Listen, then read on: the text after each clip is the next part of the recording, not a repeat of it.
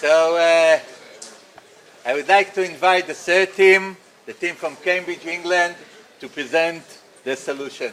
Please. Okay. Hi, guys. We're the Cambridge team. I'm Ethan. This is Ro, Nursh, and Ali. And I have the privilege of opening things up for you with a statement that I think a couple of you in the room may have heard just a few too many times. So here's the statement. My startup is going to be the next Uber, next Airbnb, the next Netflix. Now, if you're feeling a little saucy, I would invite you to press them. What is it about Uber, Airbnb, Netflix that you admire so much? What is it about them that makes you want to be like them? And I bet you hear something like, man, they have this amazing technology, this product you've never seen before. Now, if you're really sick of hearing that statement, this is where you disagree with them. You've used a website before? You've seen an app before, right? There's no new technology there. What they did do was they found a way to deliver and capture value better than most anybody else in their market. In essence, what they did was they nailed their business model. So today, what we're going to show you over the next 20 minutes is how Nano Dimension can take its business model, transform it, and go from startup to global power.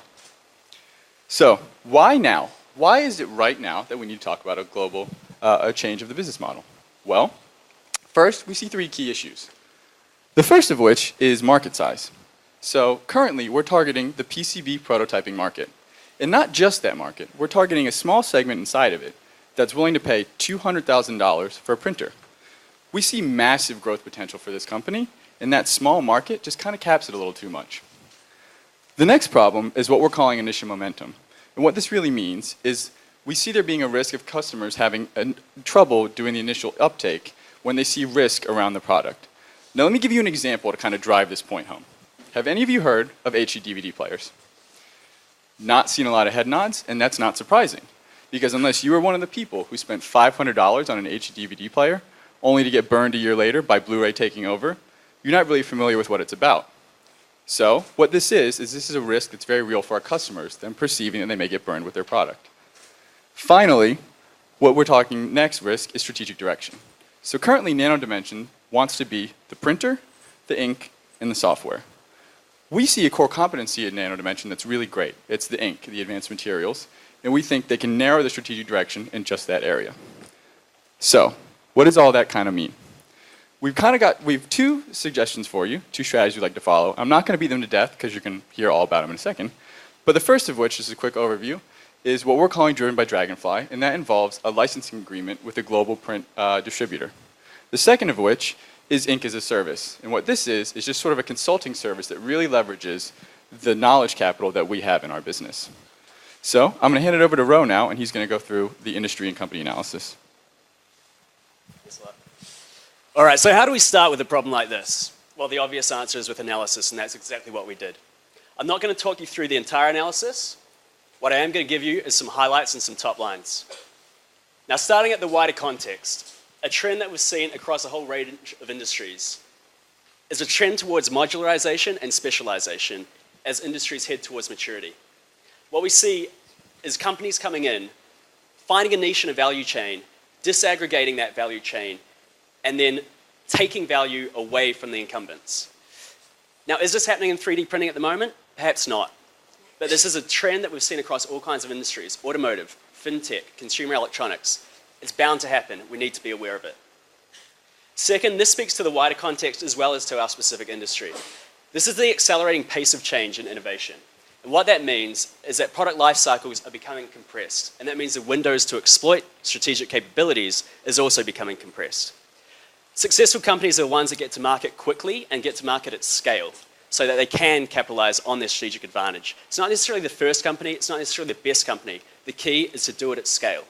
Again, why is this important? Well, we see our industry as having a very real threat of substitutes, a very real threat of new entrants. Talking about substitutes in particular, consider we're leaders at the moment in nanoparticles that use silver. Now, there's another resource out there, copper, that's much more abundant, much cheaper.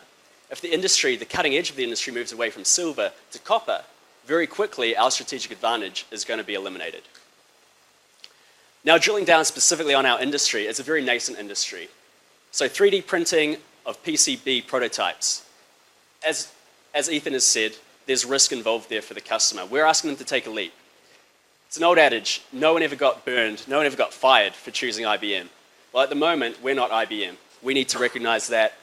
We need to take that into account. Turning to our company in particular, Nano Dimension, what we took here was a resource-based view of the firm. We're looking for VRIO advantages. We're looking for strategic capabilities, strategic resources, strategic assets that are going to be a source of sustainable competitive advantage. We came up with 3. The first one I'm sure you've heard about all night. You probably don't need to hear any more about it. It's a Dragonfly 2020. Great product, offering real value to customers for now.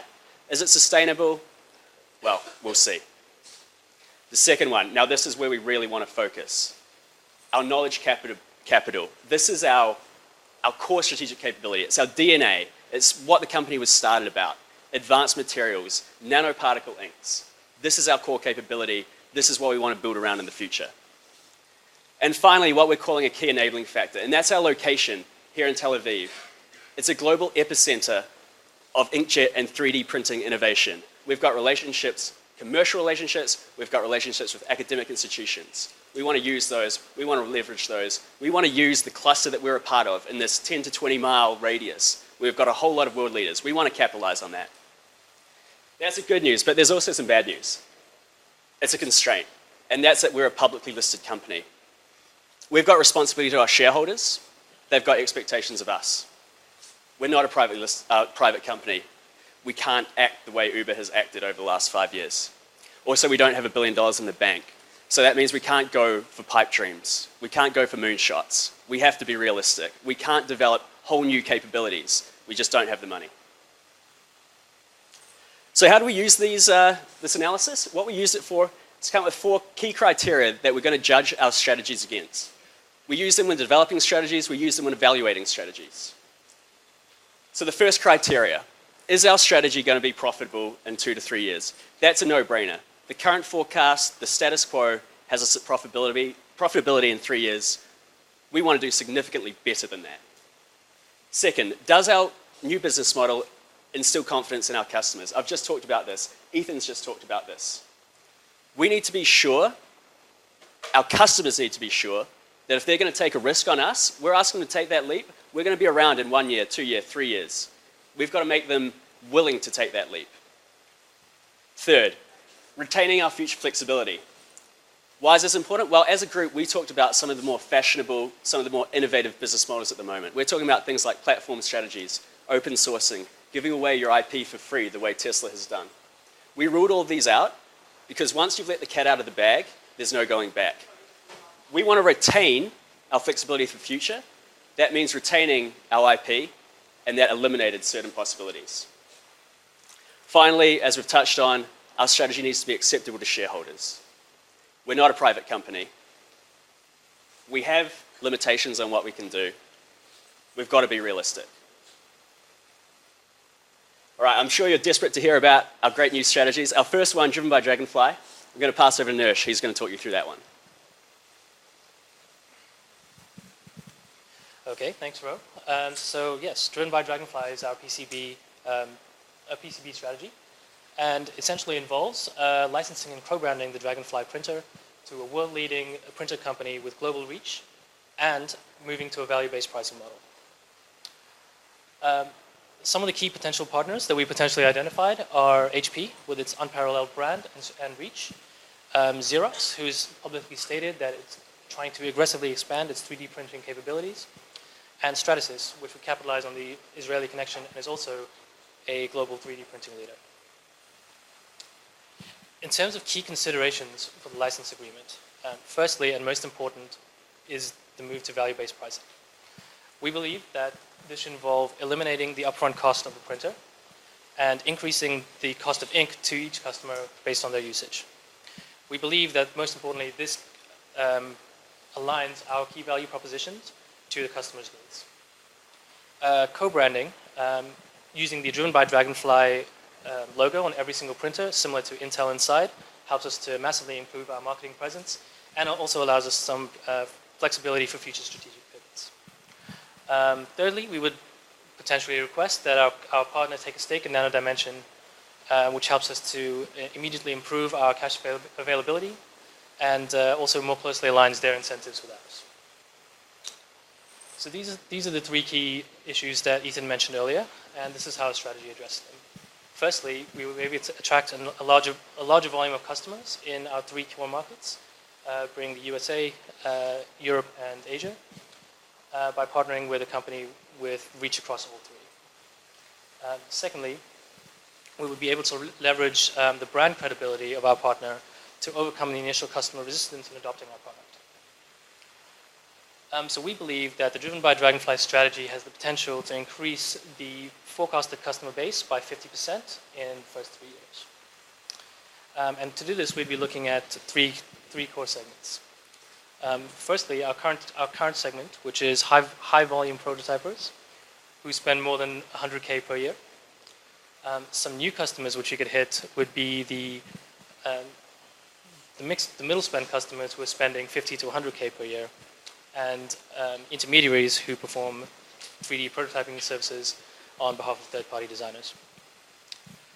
We believe that the cumulative sales in the first 3 years would reach 700 units, which is much higher than the Edison projection of 482 units precluding the strategy.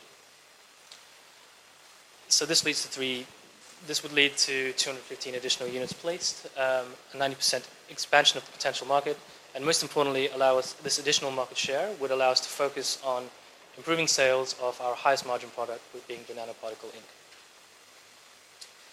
In terms of financials, this strategy has the key effect of reducing our break-even time by approximately 6 months, and more importantly, would negate the potential need for additional fundraising in 2017.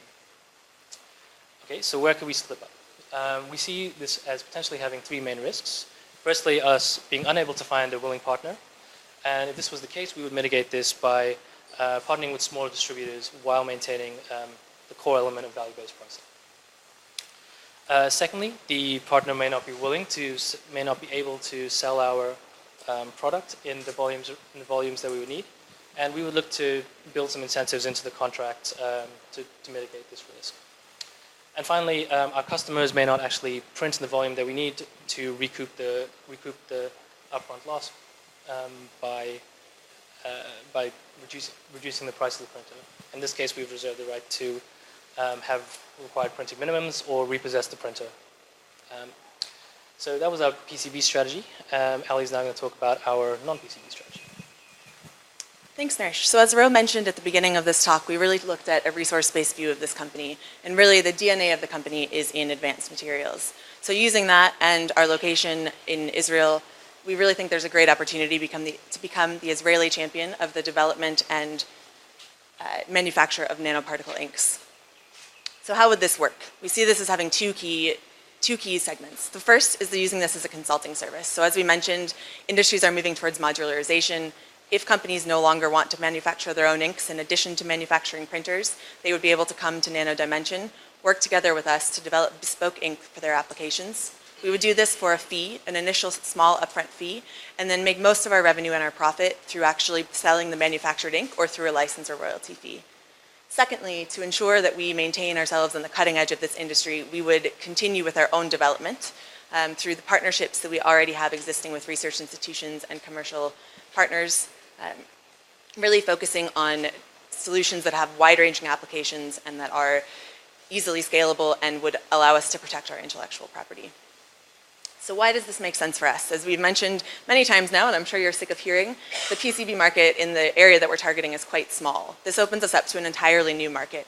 The nanoparticle ink market is in the news very regularly. It's a growing industry, and there's a great opportunity for that. In addition, based on our location, our existing relationships, and on our core capabilities and resources, we really have the opportunity as Nano Dimension to take advantage of this opportunity at this time. So who are the potential customers for this product? There's a lot on this slide, and it probably only scratches the surface. So even looking within Israel, there's a great cluster of nanotechnology and 3D printing companies that you can see here. Looking on the right-hand side of the slide, we see that there's a lot of potential applications. These are just applications that have had significant developments in this year, in 2017. So for example, smart glass, they're now able to print the glass and the electronics together in one print job. So again, a great opportunity to take advantage of Nano Dimension's great capabilities in this area. I won't spend too much time on the financials, but just will quickly say that this is a good potential profitable opportunity and revenue generating opportunity for the company. It's a primarily variable cost business, and so we are able to reach profitability quite quickly. Combining the two strategies as well, as you can see here, also adds significant value to the firm, projected value to the firm compared to current valuations. Of course, there are risks to this as well. So we, again, see three key risks. The first is potentially customers choose to continue to develop things on their own. To mitigate this, we could play with different pricing models. Maybe we give away the initial consulting services for free. Maybe we charge everything as the initial consulting services and let them manufacture on their own. Secondly, it's possible that the new market is less attractive than we might think. We might be too early to the game. This is it would be a brand new industry. It might be too small, too low growth, too low margin. But we do have an experience in advanced materials. It's not just in nanoparticle inks, so we have the opportunity to expand beyond just nanoparticle inks. And finally, there's the potential that new developments emerge in areas that aren't in our wheelhouse. The greatest way to mitigate this risk would just be the ones that are bringing out the new technologies through the existing partnerships that we already have and our own in-house capabilities. So I'm going to move on to the recommendations, but we believe that ink as a service is where this company is headed in the future. We believe that this is what will make Nano Dimension the next ways, the next big company coming out of Israel successfully. But at the same time, there are risks. There is a lot of primary research that would need to be done in this industry before you could take a leap into this. And frankly, we can't let the great get in the way of the good. And so as a public company, we need to consider that risk. And then there's this. We currently have $9 million in the bank. We're burning $1 million a month. In 9 months, without sufficient revenue generation or new investment, we're going out of business. The only thing that we can responsibly recommend at this stage, given the constraints of this company, is to go with Driven by Dragonfly. So just to quickly take you through the marketing plan for this, we've already talked quite a bit about the price and about the product, but the last two, we expect that the partner will take on most of the distribution and the promotion activities. They'll do things like direct sales, after-sales service, inventory management. We'll partner on things like CRM. We already have a great database of customers that are interested in this product already. But of course, it's important that we continue to maintain a brand and that we continue to be seen in the cutting edge of this industry. And so we would continue to do brand development, continue to do our own R&D, and continue to do market research. Considering the implementation, we believe that we could go to market with this strategy within 12 months. To do that, tomorrow morning, we need to immediately begin looking into due diligence on potential partners and looking to validate the pricing models, with the aim of beginning negotiations in the next 1 to 3 months. So finally, coming back to the criteria that Ro touched on at the beginning of the presentation, does this meet our criteria?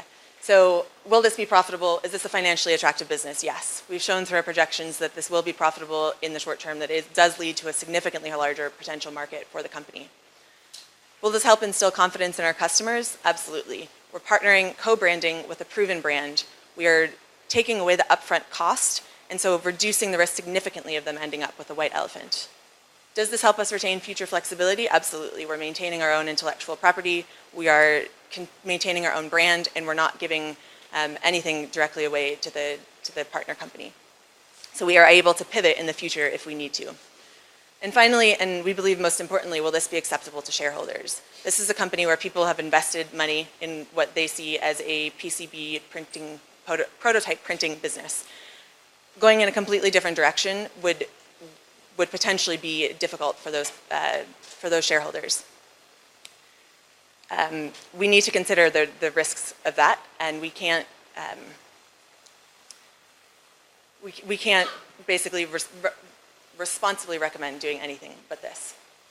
So finally, to come back to the early point, we said that the business is in search, a startup is a business in search of a business model. So what we've presented are a couple of different strategies and a recommendation for how Nano Dimension can move forward from a startup to be a successful, sustainable, profitable, and scalable business model.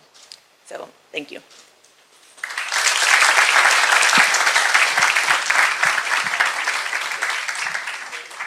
Happy to, so I realized I wasn't talking to the mic half the time, so I apologize.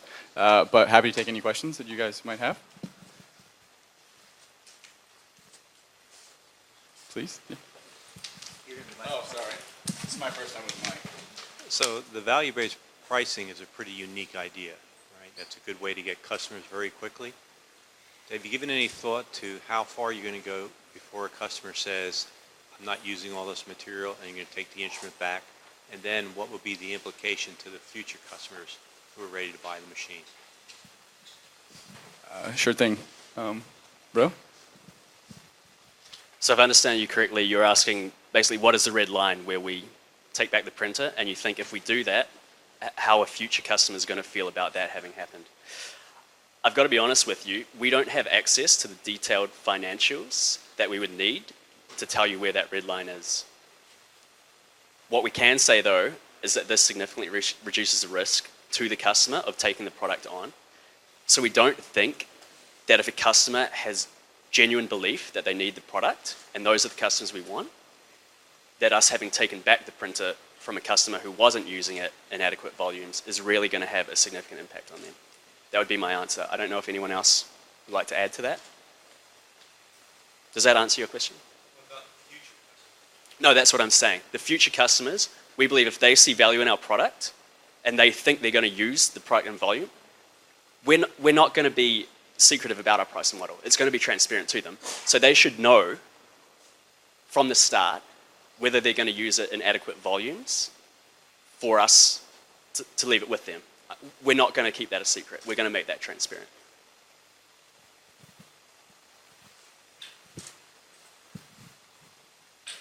Given you've got 9 months of cash flow left, and the Driven by Dragonfly, you've barely sold any units. How does opening up to the world facilitate far more units versus the alternative you mentioned on consulting where you can get paid as you go? So how does a 9-month constraint really line up to your ultimate recommendation? Sorry, so just to clarify that question, so what you're asking is basically how are we going to be able to generate enough revenue that we don't have to shut our doors in 9 months with Driven by Dragonfly? Yeah, well, you've got 9 months. Why is Dragonfly a better proposition to get cash flow versus consulting? Dragonfly, the number of units you sold is quite limited. Opening up to the world is consulting. Right. I think that really stems back down to the branding thing. And we see both of these options. I'm going to come back to the question, but I think the first part is we see both these options as one sort of superseding the other. And the issue with the consulting firm is people pay for knowledge capital, and they trust McKinsey when they understand the McKinsey brand. What we'd be worried about with immediately coming to the market with consulting is we don't have any product. We have a couple beta products out there, but our name doesn't have the sort of brand recognition that a consultant like McKinsey would have. So what we would need to do is get this Driven by Dragonfly product out there, and then when it's out and it's in a bunch of different companies and people see that little Dragonfly logo and they understand our business and they're comfortable with us and they recognize us as one of the global print leaders in print sort of distribution, things like that, then the consulting will sort of be a natural following because people will trust the brand.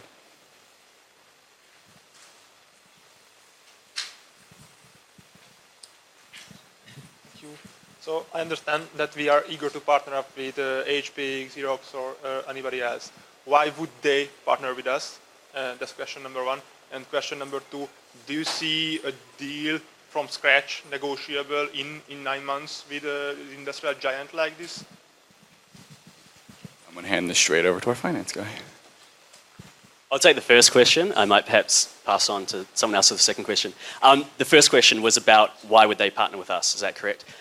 Yeah, that's a very good question. And we actually highlighted 3 specific options that we'd done some research into, and we chose those for very specific reasons. So HP, because it's a global print giant, right? That's the ideal.